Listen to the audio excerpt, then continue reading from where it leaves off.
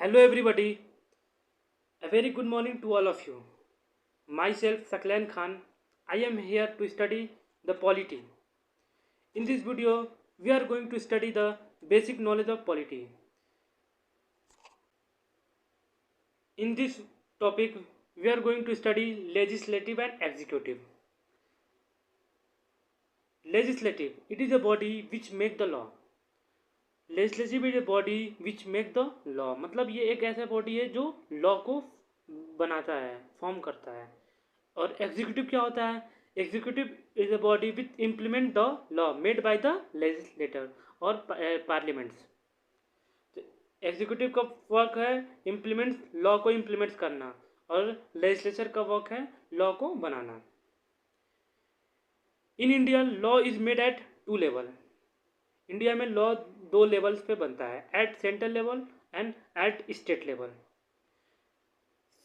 तो firstly we discuss central level.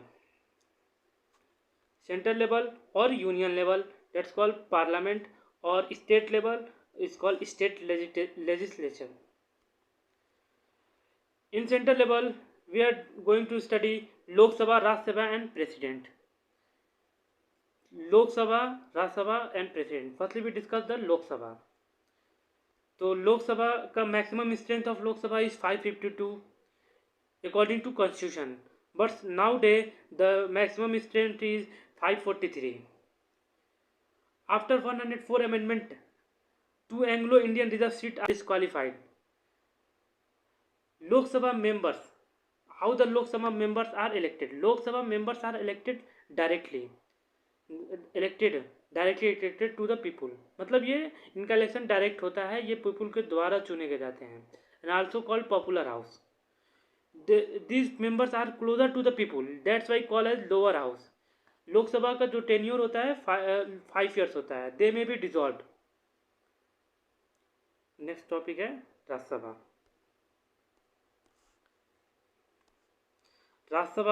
Rajya Sabha जो होता है उसका मैक्सिमम मेंबर्स हैं 240 अकॉर्डिंग टू कॉन्स्टिट्यूशन.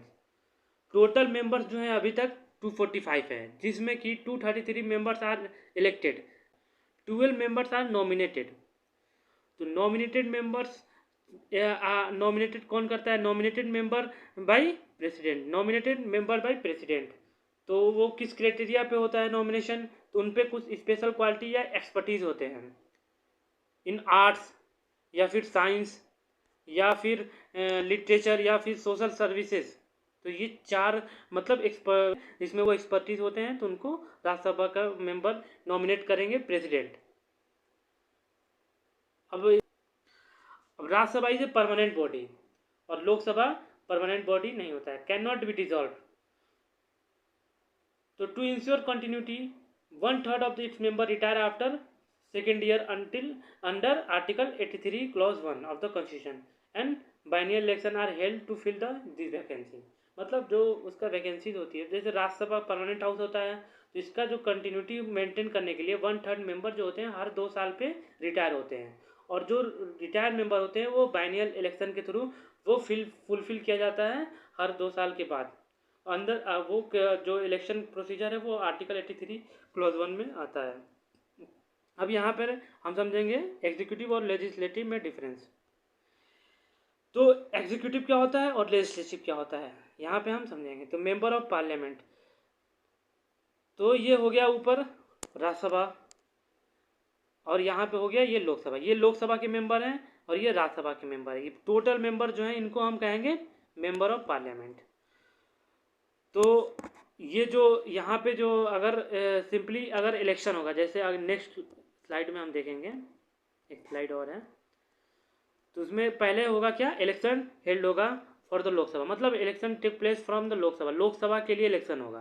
तो उसमें जो majority party of form government करेगी, जिसके पास 50% से ज़्यादा मेंबर्स होंगे वो गवर्नमेंट फॉर्म करेगी, और वो अपना एक लीडर चूज करेगी जिसको हम प्राइम मिनिस्टर कहते हैं. प्राइम मिनिस्टर क्या करेंगे, pick his council of minister through Rajya Sabha and Lok Sabha. तो उसको कहेंगे एग्जीक्यूटिव ऑफिसर्स हो जाएंगे, वो इम्प्लीमेंट करते हैं लॉ, हेल्थ ऑफ ब्यूरोक्रेसी. अब जैसे यहाँ पे ये फिगर है, तो इसको फिगर को हम समझते हैं. ये हो गया राज्यसभा और ये हो गया लोकसभा। लोकसभा में इलेक्शन होगा, तो इलेक्शन हो गया, तो ये ग्राउंड लेवल पे इलेक्शन होगा, लोकसभा के मेंबर इलेक्ट होके आएंगे। तो इसमें जो मेजोरिटी पार्टी होगी उसकी गवर्नमेंट फॉर्म होगी। जिसके पास 50% से ज़्यादा मतलब मेजोरिटी होगा वो अपना प्रूफ कर देगी मेजोरिटी, वो गवर्नमेंट फॉर्म करेगी। और जो मेजोरिटी मेंबर होंगे वो अपना एक लीडर चूज करेंगे, जिसको हम प्राइम मिनिस्टर कहेंगे। और वो प्राइम मिनिस्टर एक अपना काउंसिल ऑफ मिनिस्टर बनाएगा, जिसको यहाँ पे ये रेड से शो हुआ है अंदर। ये काउंसिल ऑफ मिनिस्टर राज्यसभा से भी हो सकते हैं, लोकसभा के भी मेंबर हो सकते हैं। और इसी को हम एग्जीक्यूटिव कहेंगे। इसको पूरे को हम राज्यसभा और लोकसभा के जो मेंबर्स हैं इनको हम लेजिस्लेचर कहेंगे। लेजिस्लेचर का वर्क होता है ये लॉ फॉर्म करेंगे, और एग्जीक्यूटिव का वर्क होता है ये मतलब लॉ को इम्प्लीमेंट करेंगे। सिंपली हम एक एग्जांपल से समझते हैं लेजिस्लेचर और executive. Simply GST bill introduce in Lok Sabha and Rajya Sabha. तो वो एक्ट जब वो मतलब लॉ बनेगा, तो लॉ जब बनेगा तो वो अब इम्प्लीमेंट करने की बारी आएगी, तो एग्जीक्यूटिव करेगा। तो एग्जीक्यूटिव में जैसे फाइनेंस मिनिस्टर होते हैं, फाइनेंस मिनिस्टर उसको इम्प्लीमेंट करेंगे with the help of bureaucracy. तो जो फाइनेंस मिनिस्टर हो गए वो एग्जीक्यूटिव हो जाएंगे, और जो लॉ को एक्ट और मतलब लॉ बनाएंगे, जैसे एक्ट था पहले जीएसटी, अब वो लॉ बन गया तो उसको लेजिस्लेचर कहेंगे। तो ये हो गया लेजिस्लेचर, ये हो गया एग्जीक्यूटिव, ये हो गया मेंबर ऑफ पार्लियामेंट। तो ये हो गया सेंट्रल लेवल पे ऐसे होता है। अब ऐसे ही same as it is state level पे भी होता है।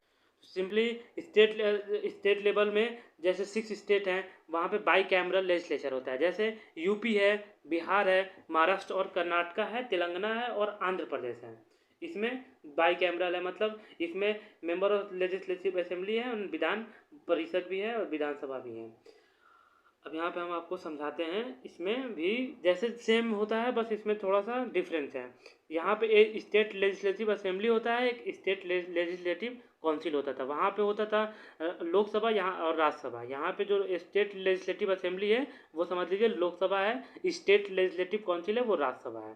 तो स्टेट लेजिस्लेटिव असेंबली का डायरेक्ट इलेक्शन होता है, वो direct choose by the people होते हैं।